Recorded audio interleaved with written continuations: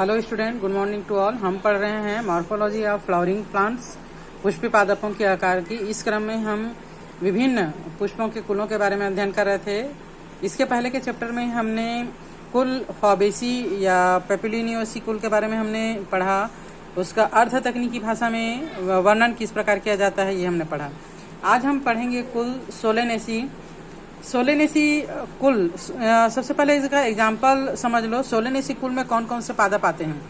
तो सोलेनेसी कुल में जितने इसे आलू कुल भी कहा जाता है। इसे आलू कुल या बैगन कुल भी कहा जाता है या मिर्ची कुल भी कहा जाता है। मतलब आलू, बैगन, मिर्च, मसाले और कहना चाहिए कि इसके एग्जाम्पल में रसभरी, तंबाकू, टमाटर, हेनबेन, रात रानी, फ्लावरिंग प्लांट में पिटूनिया, एट्रोपा बेलाडोना, असगंध और सबसे फेमस आप लोग फ्लावर के रूप में उदाहरण के रूप में लें तो धतूरा है ना। इन सबको स्कूल में लिया जाता है। ये इसका एक कॉमन उदाहरण है। वैसे तो असंख्य हैं इसमें, पर एक कॉमन उदाहरण के रूप में हम इनको लेंगे। एक लीड फ्लावर्स है ना। तो सबसे पहले हम देखते हैं कि इसका भौगोलिक वितरण, जियोग्राफिकल डिस्ट्रीब्यूशन, कहाँ कहाँ पर ये पाए जाते हैं। इस स्कूल में लगभग 90 वंश, जीनस और 2000 जातियां मिलती हैं। भारतवर्ष में इस स्कूल की लगभग 60 जातियां पाई जाती है और इस स्कूल के पौधे सारे संसार में पाए जाते हैं और कॉमन रूप से आलू कुल या टमाटर कुल या मिर्च कुल या बैगन कुल के नाम से भी इसे जाना जाता है। स्वभाव पौधे का कैसा रहता है स्कूल के पौधे का। स्कूल के पौधे लंबे होते हैं, झाड़ीदार होते हैं। जैसे बैगन वगैरह को देखे होंगे, बैगन, मिर्च झाड़ीदार होते हैं है ना। आरोही लता के रूप में भी हो सकते हैं और शाक के रूप में भी होते हैं।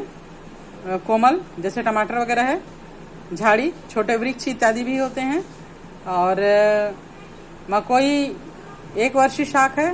भटा कटेरी बहुवर्षीय शाक है। सोलेनम टार्वम एक झाड़ी है।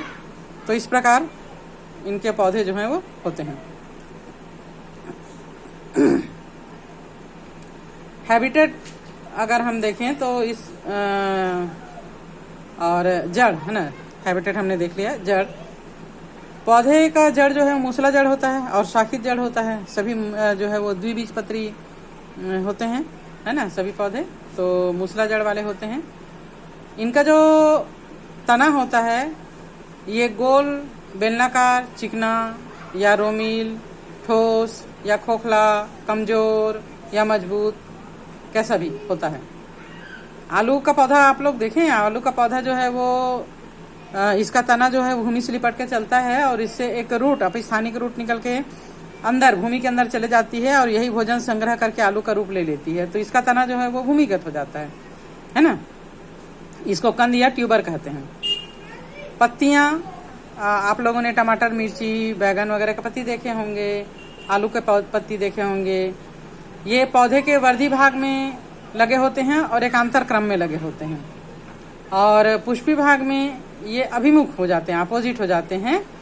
सरल पत्ती होते हैं लेकिन अक्सर ये विच्छेदित हो जाते हैं। मतलब इनका किनारा जो है वो कटा फटा रहता है। कभी कभी जो है वो मुख्य सिरा तक पहुंच जाता है। और अनुणपर्णी होती है। पत्तियों में एक शिरी जालिकावत सिरा विन्यास पाया जाता है। टमाटर में पत्तियां पिच्छाकार संयुक्त हो जाती हैं। अब हम बात करते हैं पुष्पक्रम की। इनमें किस प्रकार का पुष्पक्रम पाया जाता है। ये प्रायः ससीमाक्षी होते हैं, साइमोस या कक्षी ससीमाक्ष होते हैं। मतलब अग्रभाग पर फूल खिलता है, नया फूल जो है वो पीछे की तरफ खिलता है, वृद्धि उसकी वहीं रुक जाती है। कभी कभी ये कुंडलित ससीमाक्ष पुष्पक्रम के रूप में भी पाया जाता है, हेलिकॉइड के रूप में। धतुरा में युग्म शाखित ससीमाक्ष पुष्पक्रम पाया जाता है। मकोई में कुंडलित रूप ससीमाक्ष पुष्पक्रम होता है। पूरा पुष्पक्रम एक पत्ती के अगले पर्व संधि से संलग्न हो जाने के कारण ये बहुत अधिक जटिल हो जाता है।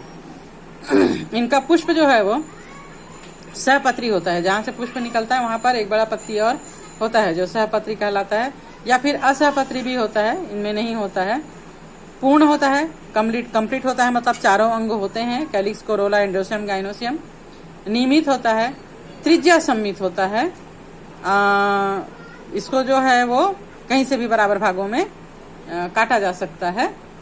और अंडप की स्थिति तिरछी होती, इस कुल की एक खास विशेषता है ना, ये जो अंडप होता है ना उसका, ये अंडप, ये बीच का जो फूला हुआ भाग है वो प्लेजेंटा कहलाता है, ये थोड़ा सा तिरछा ऑब्लिक लगा हुआ होता है, ये इस कुल की खास विशेषता है। और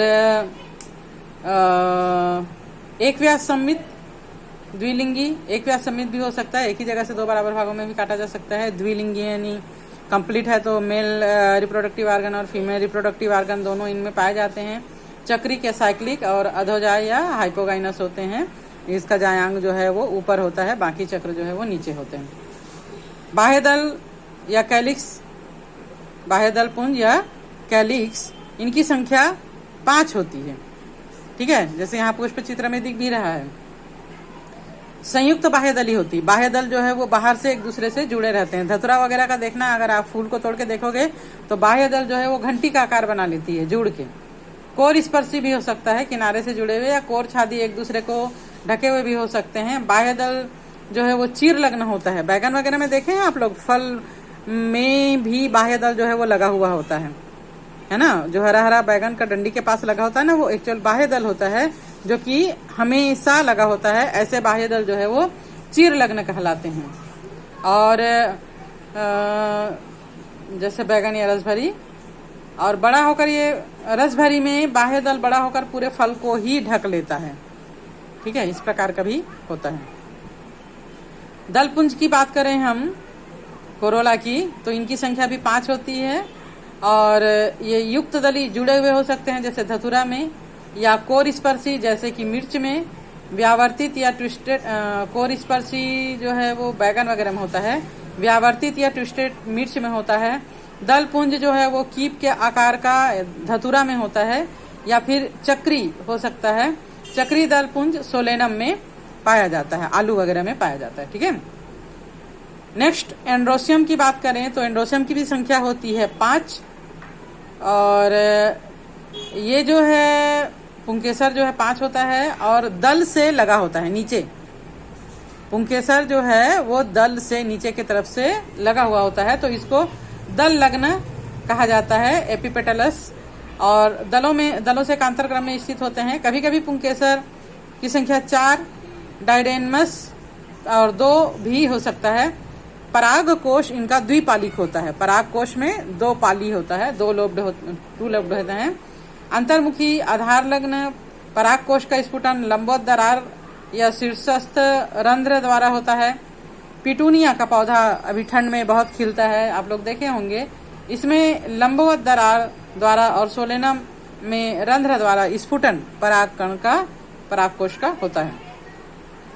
नेक्स्ट संरचना हम पढ़े जायांग या गाइनोसियम की, तो ये द्विअंडपी होते हैं। इसमें 2 कोष्ठ होते हैं जो कि जुड़ जाते हैं, यानी युक्तांडपी सिंकार्पस होते हैं।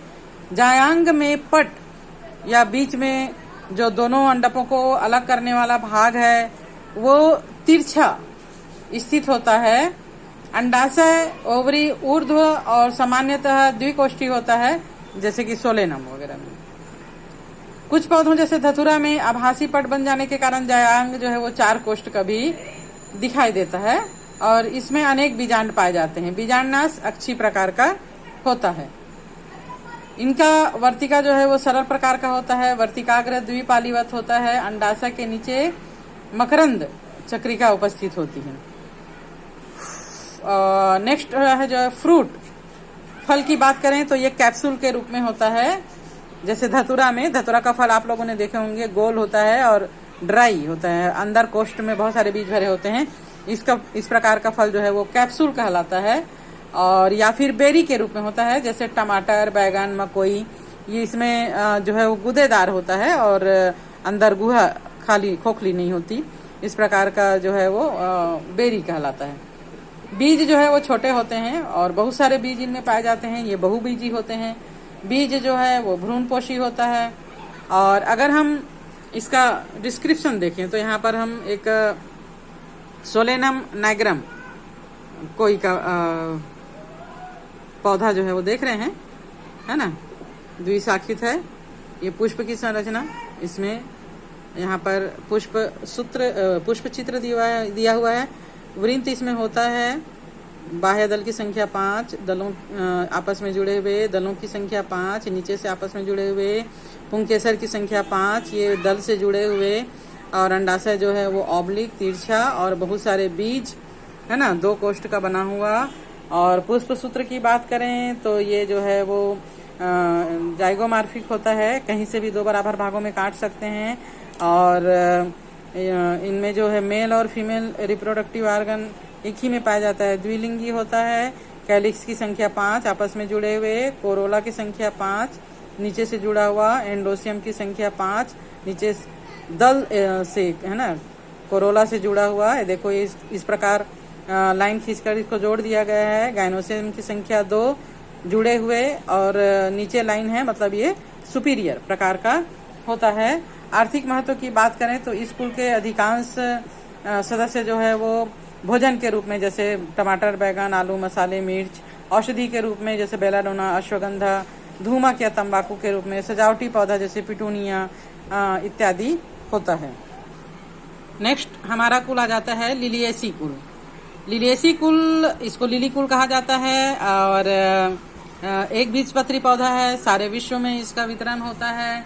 इसकी लगभग 4000 जातियां, भारतवर्ष में लगभग 200 स्पीसीज पाया जाता है और 250 संसार में पाए जाते हैं। सभी जगह पाया जाता है, लेकिन ज्यादातर ये समशीतोष्ण उष्णकटिबंधीय प्रदेशों में ज्यादा पाए जाते हैं। ठीक है, इसका सिंपल एग्जांपल अगर हम देखें तो प्याज यहाँ पर लिया गया है। जितने भी लिली के पौधे हैं, आपका रजनीगंधा वगैरह है ना, ये सब स्कूल में आते हैं। ठीक, और हम इसका स्वभाव के बारे में बात करें तो स्कूल के पौधे प्रायः 1 वर्षीय या द्विवर्षीय होते हैं। बहुवर्षीय शाक और आरोही पौधे भी स्कूल में पाए जाते हैं, जैसे स्माइलेक्स। कुछ पौधे मरुद्भिद यानी मरुस्थल स्थान पर भी पाए जाते हैं, जैसे युक्का, ड्रेसिना इत्यादि। और ड्रेसिना तो बहुत ही अधिक उम्र वाला होता है। 10,000 साल पुराना ड्रेसिना भी पाया गया है ना। वैसे ये एक बीजपत्री पौधे में ये एक अपवाद ही है। कायिक अभिलक्षण को देखें तो दीर्घकालिक शाक सहित भूमिगत शल्क कंद वाले होते हैं, जैसे प्याज, लहसुन वगैरह देखे हैं आप लोग। इसमें नीचे जो कंद है वो भूमिगत हो जाते हैं और कार्म या प्रकंद होते हैं। इस रूप में ये होते हैं। अगर हम जड़ की बात करें तो इनमें जड़ जो है वो अपस्थानिक जड़ होता है, रेशेदार जड़ होता है। और सतावर की जड़ जो है भोजन संचय के कारण फूलकर मोटा भी हो जाता है। तना, इस कुल का तना जो है वो सामान्यतः शाकी होता है। भूमिगत तना पाया जाता है। जो हम प्याज और लहसुन खाते हैं वो एक्चुअल में तना या एक पत्ती का संघनित रूप तने के ऊपर होता है। लिली वगैरह में भी इस प्रकार का होता है। पत्तियां ये मूली, मतलब जड़ और तना जो है वो संघनित हो जाता है या फिर फूला हुआ हो जाता है, तब ये वहीं से लगा हुआ रहता है, स्तंभिक होता है। और ये जो है अनुपर्णी, परंतु स्माइलेक्स में अनुपर्णी होता है। पत्तियां सरल प्रकार की होती है, अवृंती होती है, वृंत नहीं पाया जाता है। शल्की, जैसे लहसुन वगैरह में शल्क के रूप में, है ना। गुदेदार, एकांतर क्रम में लगा होता है और इनमें समांतर सिरा विन्यास पाया जाता है। पुष्पक्रम की हम बात करें तो इसमें सामान्य पुष्पक्रम जो है वो रेसिमोस प्रकार का होता है और एलियम यानी प्याज में साइमोस छत्रक प्रकार का होता है। ग्लोरियसा में लिलियम पुष्प एकल प्रकार का होता है। पुष्प की हम बात करें तो स्कूल के पुष्प जो है वो नियमित और त्रिज्या सम्मित होते हैं और द्विलिंगी होते हैं। मेल और फीमेल दोनों रिप्रोडक्टिव ऑर्गन इनमें पाया जाता है और त्रितयी होते हैं। त्रि मतलब 3 के गुणक में होते हैं, जैसे बाह्य दल की संख्या 3 या 6 या 9, है ना, इस प्रकार होता है, तो त्रितयी होते हैं। जायांगधर होता है और सहपत्री होते हैं। मेनमियत बाइफोलियम में पुष्प जो है वो चतुस्तयी भी होता है। पेरिस पॉलीफिलम में पंचतयी भी होते हैं। स्माइलेक्स में पुष्प जो है वो एक लिंगी होते हैं। स्कूल की खास विशेषता होता है परिदल पुंज, पेरियंथ। मैंने पहले भी जब पुष्प का चक्र के बारे में पढ़े थे तो हमने बताया था कि बाह्य दल और दल जब आपस में मिल जाते हैं तब इस प्रकार की संरचना पेरियंथ कहलाती है। यहाँ पर प्याज में हम देख रहे हैं 3 बाह्य दल और 3 दल है, दोनों आपस में मिल गए हैं और इस प्रकार इनको अलग कर पाना, पृथक कर पाना संभव नहीं होता है, तो 3-3 के विन्यास में होता है या 3 के गुणक में होता है। जैसे रजनीगंधा वगैरह का फूल लेके देखना, सफेद कलर में हरे कलर का बीच बीच में होता है। जो हरा कलर है वो बाह्य दल है और सफेद जो है वो दल है। दोनों बाह्य दल और दल आपस में मिलकर पेरियंथ यानी परिदल पुंज की संरचना बना देते हैं, जो कि 2 चक्रों में होते हैं। और एंड्रोसियम ये भी, इनकी संख्या 6 होती है और 3-3 के 2 चक्रों में विन्यसित होते हैं। यहाँ पर हम देख रहे हैं एंड्रोसियम की संख्या 6, 3 जो है वो बाह्य दल से और 3 जो है वो दल से लगे हैं, यानी पेरियंथ से 3 + 3 6 इनकी संख्या होती है। जायांग या गाइनोसियम अंडाशय जो है वो त्रिअंडपी होता है। यहाँ पर हम देख पा रहे हैं अंडकों की संख्या है ना 3 1 2 3 और ये आपस में जुड़े हुए हैं। देन युक्तांडपी होते हैं और अंडाशय जो है वो ऊर्ध्ववर्ती त्रिकोष्ठी होता है। बीजांड अक्षीय प्रकार का, केंद्र प्रकार का बीज जो है वो अक्ष से लगा हुआ है, केंद्र से लगा हुआ है और प्रत्येक कोष्ठ में अनेक बीजांड पाए जाते हैं। वर्तिका सरल, वर्तिकाग्र द्विभाजित होता है। फल कैप्सूल या बेरी के रूप में होता है। प्याज से लैग्युलिसाइड कैप्सूल होता है। सतावर में बेरी के रूप में होता है। ग्लोरिएसा में कैप्सूल पट विदारक होता है। बीज भ्रूणपोषी होता है और सीधे भ्रूण वाला होता है। इसका पुष्प चित्र अगर हम देखें तो ये यहाँ पर दिया हुआ है, लेकिन ये वृंत नहीं होता है ना। इसमें बाह्य दल और दल आपस में मिलकर पेरियंथ की संरचना बना रहे हैं। 3 बाह्य दल 3 दल, ये दोनों आपस में जुड़ गए हैं।